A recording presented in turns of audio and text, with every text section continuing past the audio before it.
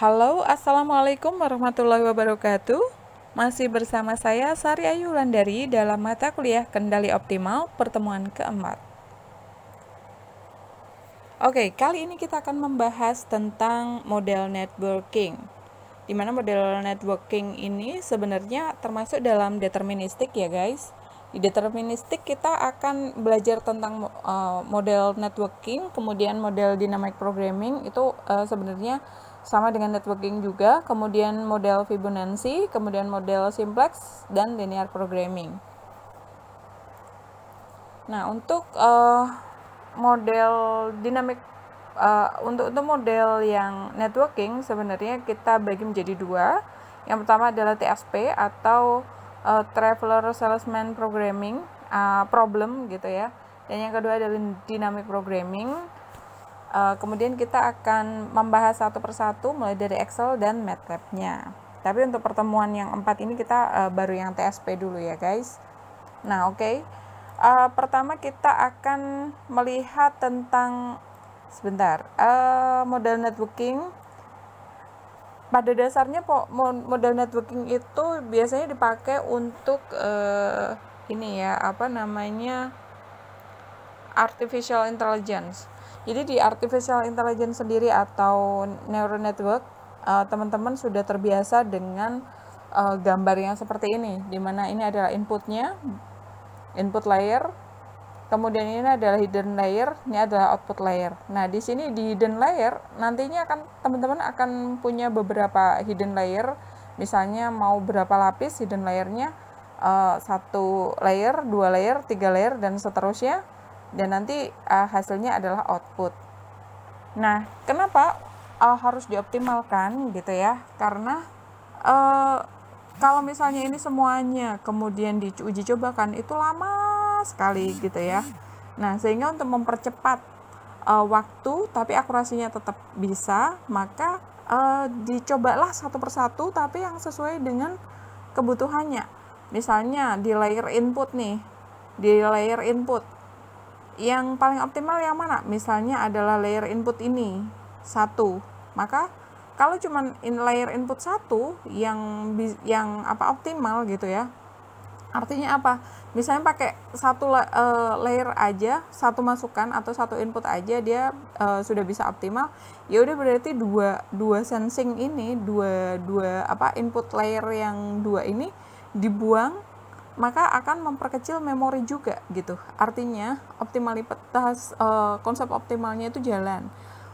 Baik itu kalau optimal kan ada dua sisi ya guys. Yang pertama adalah apakah dia optimal di memori ataukah dia maksimal ataukah dia optimal di kecepatan gitu. Nah, kalau yang ini kita bisa mengoptimalkan baik di memori maupun di kecepatan seperti itu.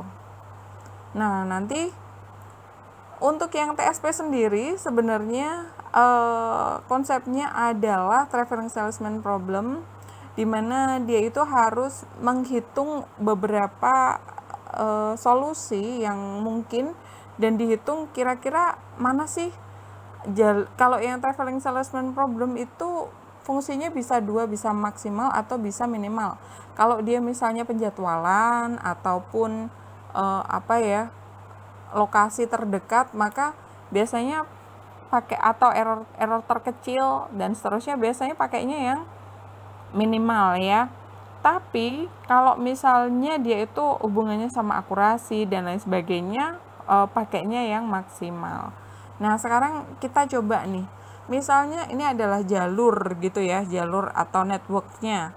Ini ada network A, ini mungkin sebagai layer input, dan network B ini adalah sebagai layer outputnya. Di sini ada A bisa ke D, A bisa ke B, A bisa ke C, D bisa ke B, dan seterusnya. Dan masing-masing ini mempunyai bobot. Ini ada 10, 5, 12, 19, 15, 8, dan seterusnya. Lalu setelah itu, semua kemungkinan dicoba. 1, misalnya dia bisa, kemungkinannya itu bisa dari yang A, kemudian masuk ke B, kemudian masuk ke C, masuk ke D gitu kan. Atau bisa dari A, C, langsung ke D, lalu ke A lagi. Atau dari A kemudian ke D, kemudian ke B, kemudian ke C, kemudian balik A lagi, dan seterusnya. Ini ada berapa? Ada banyak kan ya?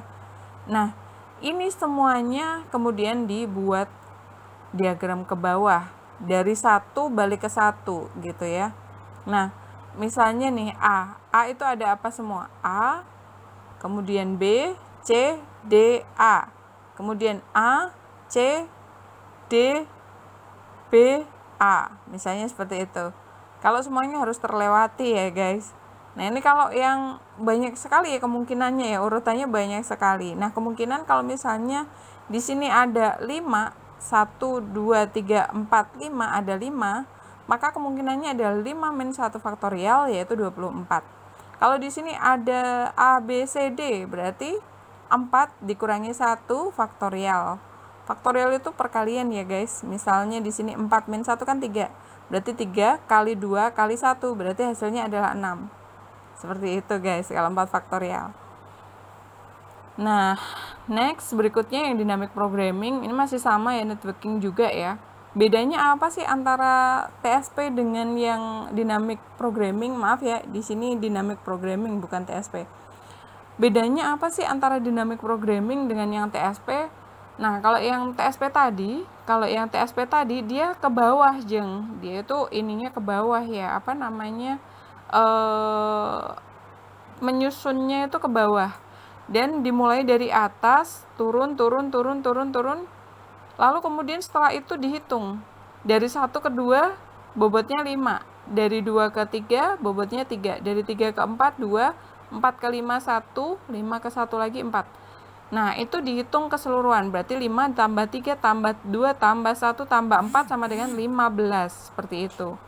Nah, begitu juga dengan sebelahnya.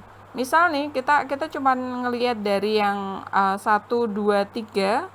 Nah, itu yang paling besar ya adalah yang ini, yang 18. Berarti kita nanti pakainya yang 1, 2, 3, 5, 4, 1.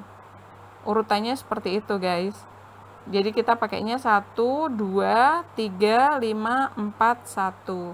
Kenapa? Karena kita ngambilnya yang akurasinya paling gede. Gitu ya. Ngambilnya akurasinya paling besar. Beda lagi kalau teman-teman nyari kalau yang lokasinya paling dekat, berarti di sini jarak. Ini kita ngomongnya jarak. Ini 5, 3, 6, 1, 3. Itu adalah jarak. Kalau misalnya jarak berarti diambil yang paling minimal. Kurang lebihnya kayak gitu ya. Gampang ya. Lalu untuk yang dynamic programming bagaimana? Nah, kalau yang tadi TSP itu dia ke samping. Nah, kalau yang dynamic programming kalau tadi ke bawah gitu ya. Maaf. Kalau yang TSP itu tadi dari atas ke bawah 1, 2 dan seterusnya, kemudian dihitung, semuanya dihitung lalu diambil manakah yang paling besar atau manakah yang paling kecil. Maka yang untuk yang dynamic programming ini tidak seperti itu. Jadi di setiap layer itu akan dihitung mana yang maksimal atau mana yang minimal, lalu kemudian dia dari situ kemudian dicari cabangnya, baru mencari yang minimal lagi untuk untuk next step dan seterusnya sampai dia terakhir. Seperti itu. Nah, kita lihat untuk yang algoritma dynamic programming ini, kita mulai dari yang belakang.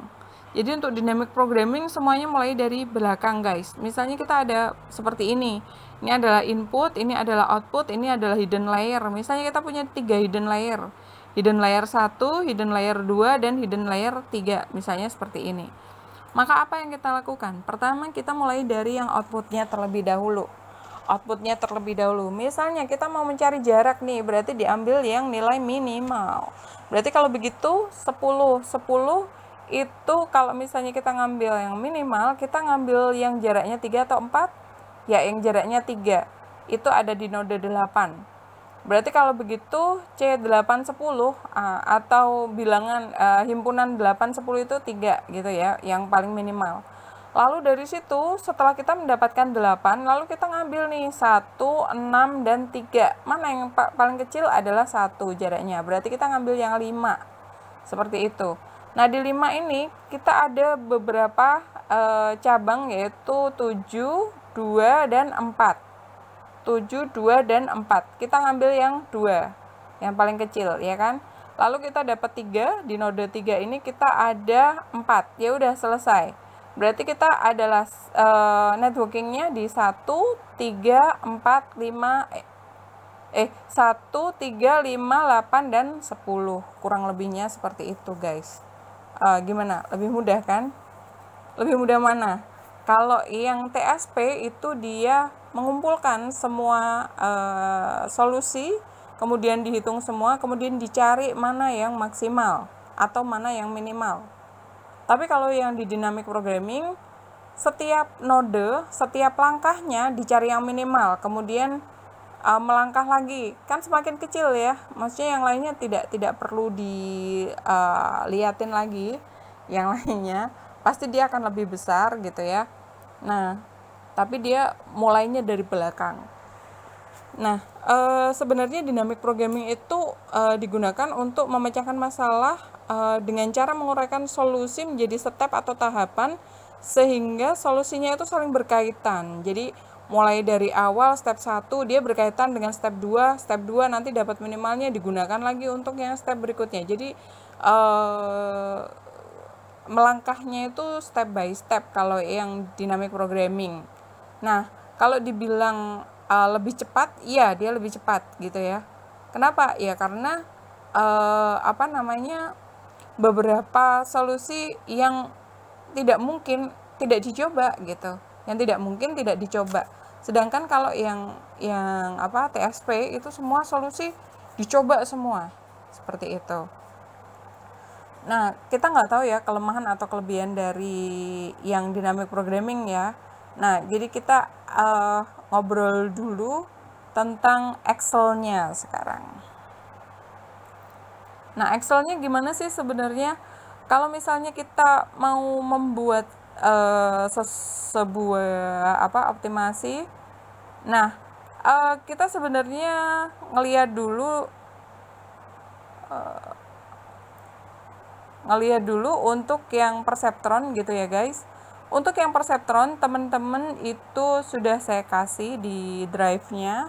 Di perseptron teman-teman sudah pernah membuat yang si perseptron tersebut dan saya juga sudah jelaskan ya di pertemuan pertama, sehingga teman-teman bisa menjadikan pembanding nih antara yang pakai perseptron dengan yang menggunakan TSP.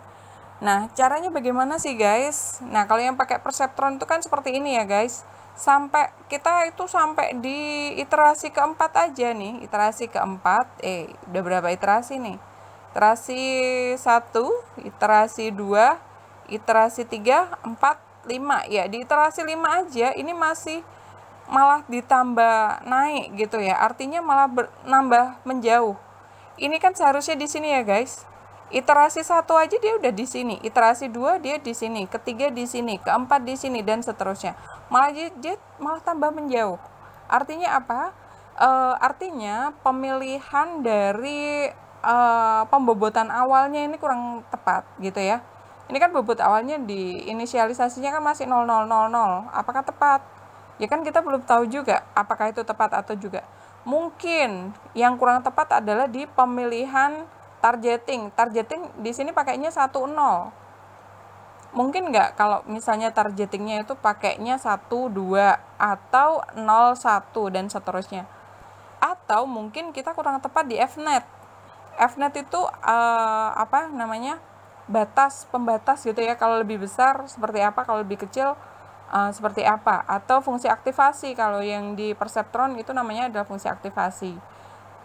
Nah, fungsi aktivasinya ini juga kita belum tahu apakah dia pakai biner ataukah dia bipolar. Sama, targetnya juga apakah dia pakai biner, apakah dia bipolar. Nah, itu ruwet gitu ya, susah.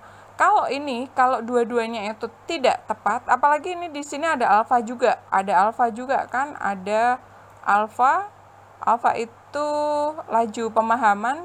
Nah, di alfa itu kita ketika salah dari awal, maka ini yang terjadi guys. Yang terjadi adalah semakin beriterasi dia tidak semakin mendekati kebenaran atau dia tidak semakin dekat dengan 100% akurasi, tapi dia justru malah semakin menjauh dari 100% iterasi.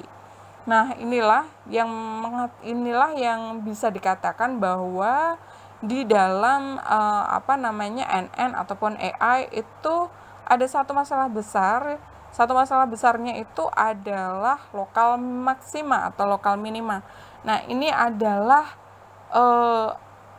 sesuatu yang dikhawatirkan, yaitu kita terjebak pada lokal minima atau lokal maksima nih guys. Jadi sampai berapapun itu ya bakalan salah. Ini malah justru semakin menjauh seperti itu. Semakin menjauh. Nah, gimana sih caranya supaya ini semakin mendekat? Nah, kita coba dengan yang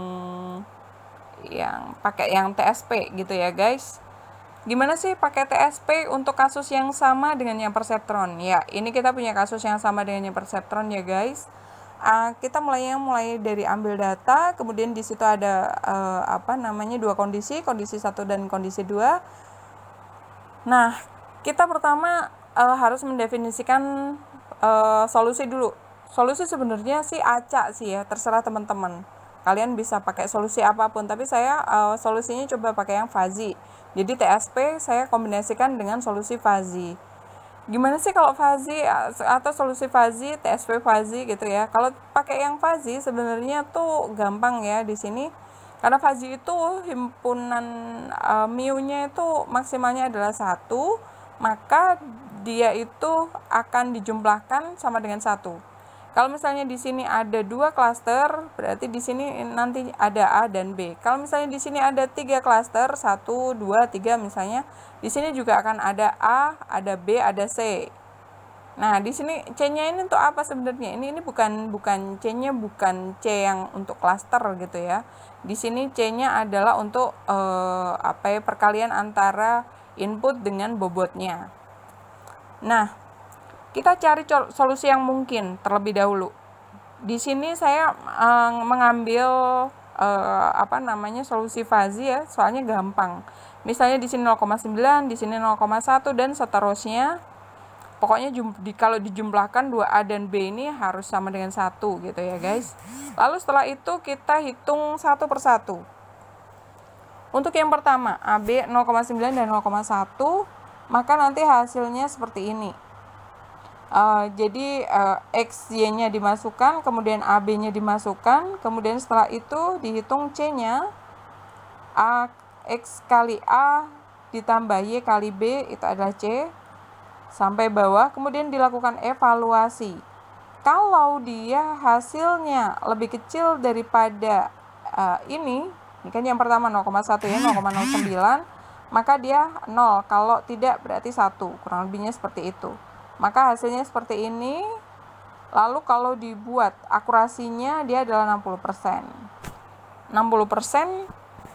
Kemudian yang kedua juga sama, dicobakan hasilnya 70%, yang ketiga hasilnya 80% dan seterusnya sampai dia ada 100%. 100%-nya di sebelah mana, guys? 100%-nya adalah di 0,4 dan 0,6. Yuk kita lihat 0,4 dan 0,6. Nah, di sini. Setelah kita mendapatkan ini, berarti ini adalah yang optimal nih, optimal 0,4 dan 0,6. Nah, kalau dia sudah optimal, maka kita masukkan di dalam persamaan garis. Ketika 0,4 hasilnya kan nanti 0,4x ditambah 0,6y gitu ya. Nah, sehingga kita nanti bisa mencari titik-titik yang berhubungan ini, titik-titik yang berhubungan nanti dengan titik-titik yang berhubungan tadi gitu ya. Sebentar ini. Nah, titik-titik yang berhubungan. Ini ketika 0, maka hasilnya adalah ketika ini 0 berarti nanti C ini dibagi dengan 0,6 gitu ya. Dan kalau yang ininya 0, kalau yang B-nya 0, maka 0,8 dibagi dengan 0,4, selesai. Nah, nanti hasilnya adalah berada di sini dan di sini. Di sini dan di sini ya, guys. Seperti itu. Gampang ya. Nah, untuk networkingnya seperti apa? Untuk networkingnya ya seperti ini. Ini ada input 1 ini X dan ini ada input 2 atau ini Y, kemudian ada 11 kemungkinan, 9 kemungkinan ya. Ada 9 kemungkinan, berarti sini ada 3, 4, 5, 6 sampai 11, ada 9 kemungkinan, lalu setelah itu masuk ke 12 semuanya. Nah, hasilnya yang kita ambil adalah yang ini 1, 2, ini 3, 4, 5, 6, 7, 8. Berarti yang kita ambil adalah yang 8 ini. Berarti nanti teman-teman hanya pakai jalur yang 1, 8, 12. Seperti itu guys. Gampang kan ya? Nah kalau kayak gini udah kelihatan nih 100% pasti. Nah, ya kalau MATLAB-nya bagaimana guys? Untuk MATLAB-nya sudah saya sediakan. Teman-teman bisa buka yang Untitled 6 gitu ya. Di Untitled 6 teman-teman cukup mengganti dengan X-nya, itu diganti. Nanti setelah itu di run. Nah, karena run-nya itu lama ya. Jadi nggak saya praktekkan di dalam pertemuan kali ini. Cuman saya berharap ini bisa menambah pengetahuan teman-teman dan bisa teman-teman pengen untuk meningkatkan pengetahuan teman-teman. Terima kasih. Dari saya cukup sekian. Jika ada kekurangan nanti akan kita sambung di pertemuan berikutnya. Assalamualaikum warahmatullahi wabarakatuh. See you and dak-dak.